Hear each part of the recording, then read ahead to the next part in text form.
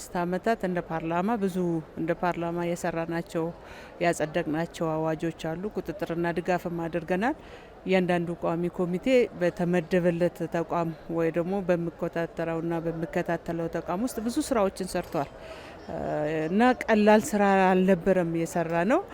ምናልባት እኛ የነበርንበትና እኛ የምንመራው ቋሚ ኮሚቴ ራሱ ብንመለከተው እንደ መንግስት ወጪ አስተዳደርና ቁጥጥር ጉዳዮች ቋሚ ኮሚቴ ግፋብል ከ90 በላይ ተቋማትን በፊት ለፊት መድረክ ያየንበት ነበር። ከ50 በላይ የከተማና የገጠር መስክ ያየንበት ነበር። ብዙ አሰራሮች፣ አዋጆች፣ መመሪያዎች፣ ደንባዎች እንዲስተካከሉ የተሰሩበት ስራ ነበር።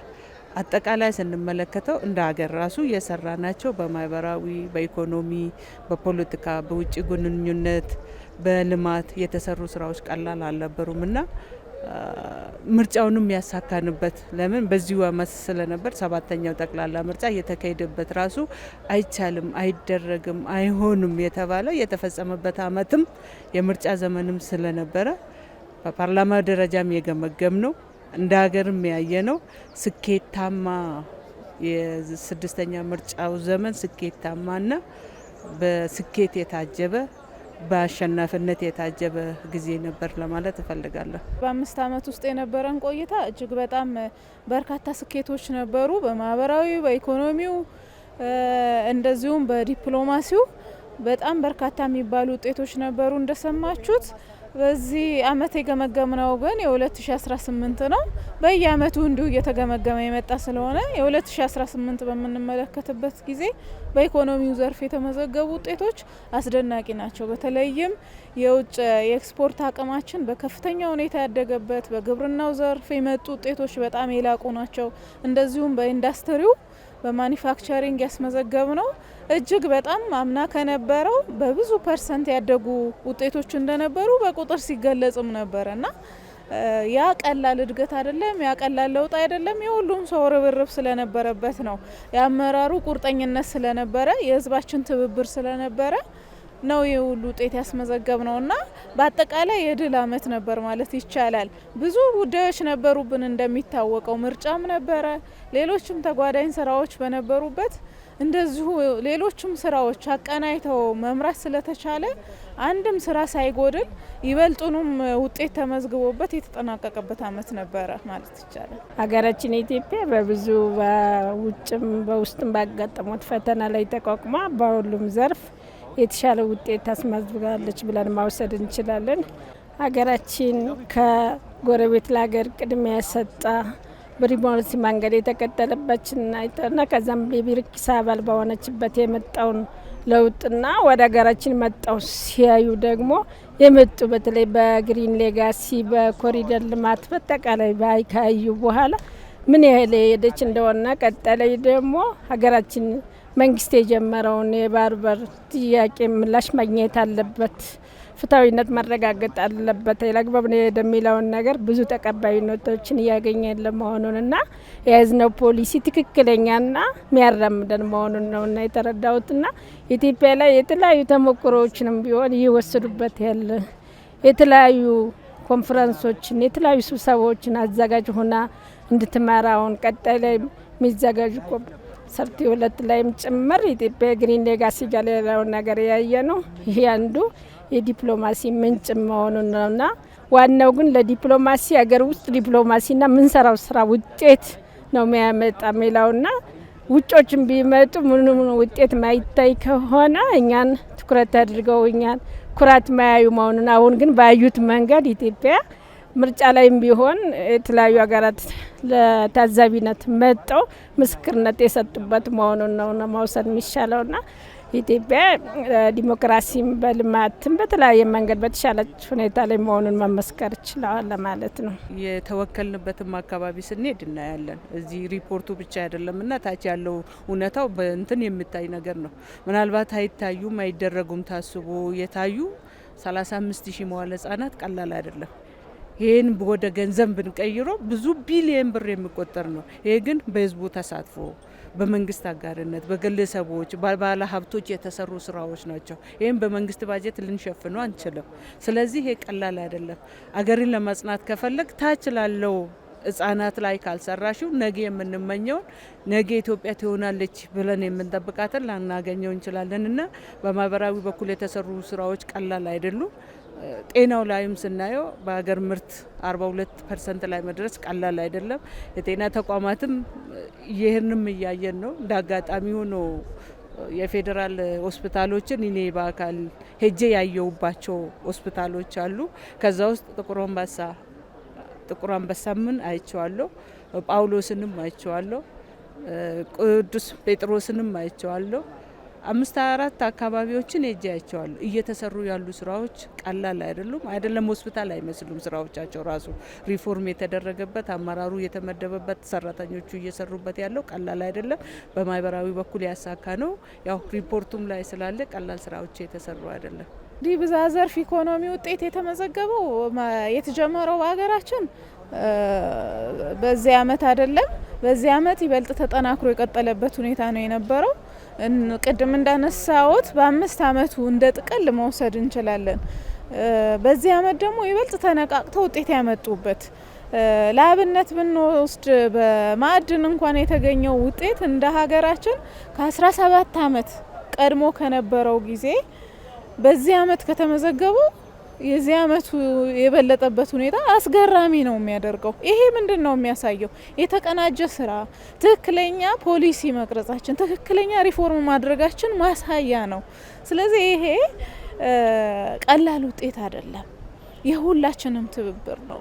አገርን የሚያድን ትክክለኛ ሪፎርም በሀገራችን እንደተካሄደ ያሳያል ማለት ነው። ሀብቱ ነበረ ወይ? ትናንት በሚገባ ነበር። በአግባቡ ከማስተዳደር በአግባቡ ከመምራት ጋር ተያይዞ የመጡ ውጤቶችም ጭምር ናቸው አሁን እያየን ያለ ነው። ሌላውን በምንመለከትበት ጊዜ በተለይ በቱሪዝሙ መስክ መዳረሻዎቻችን ከማስፋት አንጻር ቀድሞ የነበሩት በጥገና በተለያየ መልክ አልምቶ ለጎብኚ ክፍት ከማድረግ አኳያ የተወሰደው እርምጃ በ5 አመቱ የምንበለው ባለፈው አመት በጣም አስደናቂ ነበረ። ማየት ይቻላል። አሁን እኮ ቁጥራቸውን በዝቷል። የቱሪዝም መዳረሻዎቻችን በእያንዳንዱ ክልል መዳረሻ የሌለበት በጣም ጥቂት ክልሎች ናቸው ማለት እንችላለን። ብዙዎቹ ጋር ደርሷል። ስለዚህ እነዚህ መዳረሻዎች ሀብት ነው የሚያመጡት። ስለዚህ ይሄን በምንመለከትበት ጊዜ ትክክለኛ መንገድ ላይ እንደሆነች ሀገራችን መውሰድ ይቻላል። የዚህ ደግሞ ሀሳብ አመንጪ ክቡር ጠቅላይ ሚኒስትራችን የወሰዱት ኮሚትመንት እንዲህ በቀላሉ የሚገለጥ አይደለም። ትልቅ የመሪነት ሚናቸው ከፍተኛ የሆነ ቁርጠኝነታቸውን አሳይተው ቲማቸውን አስተባብረው የመጣ ውጤት ነው። እሱ ብቻ አይደለም፣ ምክር ቤቱ የሚያደረገው ቁጥጥር የክትትል ስራ ቀላል አልነበረም ማለት ይቻላል። ሌሎችም ማህበረሰባችንም ህዝቡ በጥቅሉ ተሳትፎ የነቃ ነበር፣ የጎላ ተሳትፎ የነበረበት አመት ነው ማለት ይቻላል። እኛ በብዙ መንገድ ህዝብ እናገኛለን፣ ውክልና ወቅት እናገኛለን፣ አዋጅ በምናጸድቅበት ጊዜ እናገኛለን። በተለያየ መንገድ ህዝብ ስናገኝ ጉጉቱ እጅግ በጣም የሚያስደስት ነው፣ ትብብሩ በጣም የሚያስደስት ነው ህዝብ።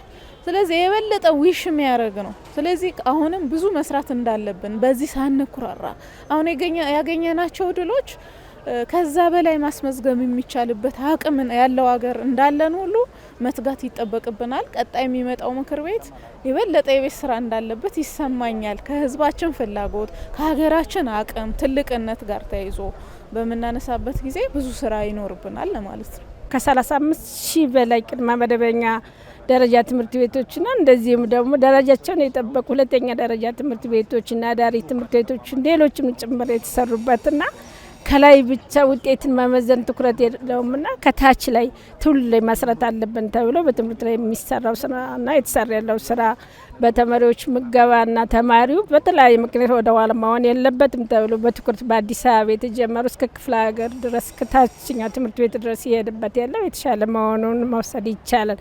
በጤናው ዘርፍም እንደዚህ ቅድም ከመድኃኒት ጋር ሲነሳ የነበረውን ነገር ክቡር ጠቅላይ ሚኒስትሩ ሰምተናልና ወደ ማቹሪቲ ሌቭል 3 የሄደችበት ያለ ከዛ ላይ ደግሞ መድኃኒት ጋር ከሀገር ውስጥ መምራት እንደሚቻልና ምን ስታንዳርዱ ምን ያህል እንደሆነ የነሱበትም በሕክምናም ከመከላከል አልፎ አክሞ ማዳንን ጭምር ይዛ እየሰራችበት ያለው ነገር አሁን ቀጣይ ላይ የተጀመሩት ተስፋዎችን ቀጣይ ከዚህ በላይ መስራት የሚጠበቅብን መሆኑን ነው መውሰድ የሚቻለው። በማህበራዊ ዘርፍ አሁን ያለው መንግስት በተለይም ብልጽግና የወሰደው ኮሚትመንት አንዳንዴ እንዲህ በቀላሉ በአጭር ጊዜ አውርተን ምንጨርሰው አይደለም። እውነት ለመናገር በባለፈው ምርጫ እንኳን ስንመለከት 85% ነው ካሉት የምርጫ ክልሎች ውስጥ ብልጽግና የተወዳደረው። ለምን?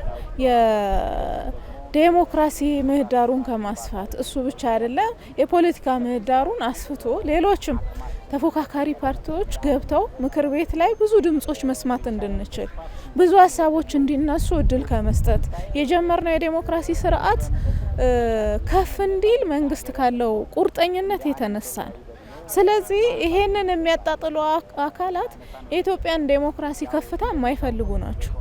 በመጀመሪያ ይህን ማስቀመጥ እፈልጋለሁ እንጂ በምንም መንገድ ሊጣጣል የሚችል አይደለም።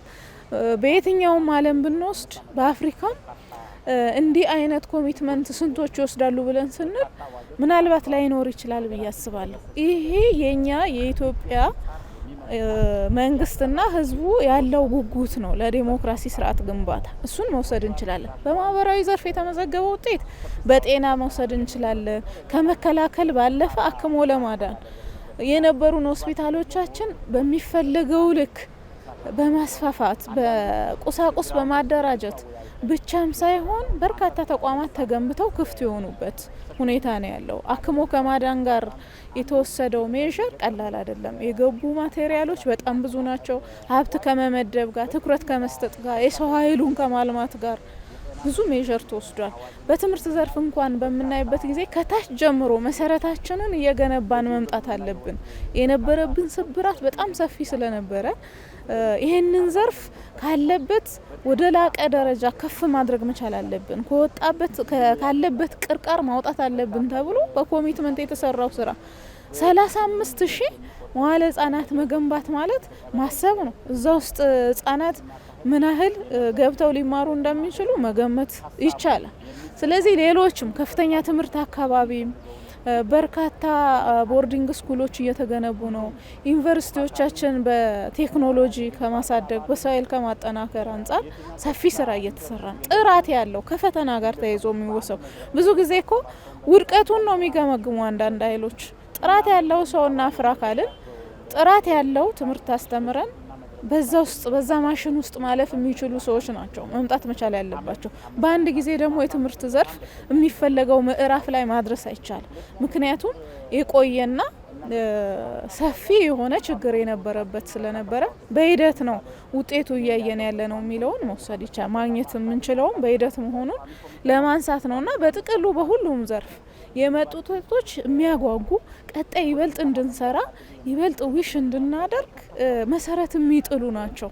ኢትዮጵያ በእርግጥም ትልቅ ሀገር ብዙ አቅም ያላት በሁሉም ዘርፍ በሰው ኃይሉም ብንወስድ አመራራችንም ያለው ቁርጠኝነት በምናይበት ጊዜ ብዙ ከዚህ በላይ ሀገራችን ከፍ ማድረግ እንደምንችል በዲፕሎማሲ መስኩም ያለው የ5 አመቱ በምናይበት ጊዜ እጅግ አስገራሚ ነው።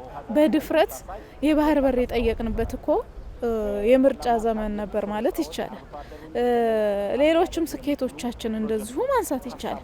ይሄን ብቻ ብንተነትን ሀገራችን ለዘመናት ተዘግቶባት በር ተዘግቶባት የነበረች እንደሆነች ይታወቃል። ስለዚህ ይህን ሳንሽኮረመም በዓለም መድረክ በተገኙ መድረኮች በማስተጋባት ሌሎችም ወዳጅ ኃይሎች ተባባሪ እንዲሆኑ የተደረገበት መንገድ እጅግ በጣም ጥበብ የተሞላበት የአመራራችን ኳሊቲ የአመራራችን አቅም የታየበት የነበረበት ነው ማንሳት እንፈልገው።